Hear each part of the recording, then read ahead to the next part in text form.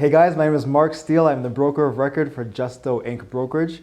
We're based out of Toronto, Ontario, but service clients all across the province.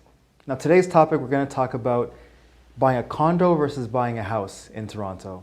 Now this is a long-standing debate and it really depends on what your perspective is on your life over the next few years and what you have available to you right now. So a few things to consider when deciding whether to purchase a condo or purchase a house are going to be these three things. First will be your life cycle and where you are in life right now. Second is going to be the lifestyle and how you want to live for the next few years. And third, of course, is going to be price and budget. And we'll get into a few more details with each of those points right now. So in considering your life cycle, really think to yourself, where am I in life today? If you're a young professional, maybe in your early 20s, looking to work 80 to 90 hours per week in an office downtown, a house in the suburbs may not be the best option for you. You may actually benefit from being downtown, walking distance to your office, to subways and anything else that you might need for a regular busy work week.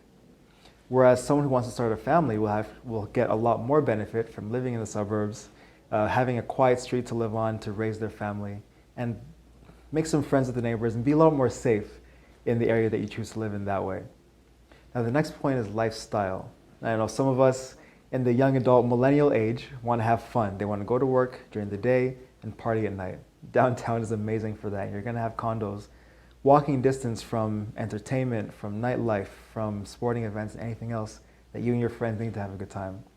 Whereas again, if you plan to just go to work during the day and go back home, spend time with your family in the evenings, living in more of a suburban area will be best for you. And finally, price and budget. Now, ultimately, price will always determine where you can afford to live. Historically, condos are going to be less expensive on average than a home. And if you only have $500 to spend, $500,000 to spend, a condo might be your only option, of course, depending on location. Whereas if you have a lot more to spend and you're comfortable budgeting for emergency expenses like fixing leaks or roof repairs or anything else that might come up, a house might be best for you. Now keep in mind that appreciation will always be a little bit higher for a house than a condo, on average in most cases. But the determination really depends on what kind of lifestyle, where you are in your life cycle, and the pricing and budgeting that you have in mind for yourself. So keep those things in mind. If you have any other questions, feel free to get in touch with me or anyone else in the Justo Inc. brokerage team. I'll talk to you soon.